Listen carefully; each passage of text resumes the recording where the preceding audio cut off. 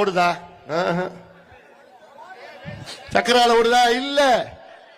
அதாவது இந்தியாவிலே நம்ம உத்தரப்பிரதேஷ், அதுக்கப்புறம் நம்ம பூனா பக்கத்துல, மகாராஷ்டிரால பக்கத்துல அதிக சக்கரை கண்டென்ட், கிட்டத்தட்ட 10% சக்கரை கண்டென்ட் இருக்கிற கரும்பு இந்த மண்ணுல தான் விளைஞ்சுது.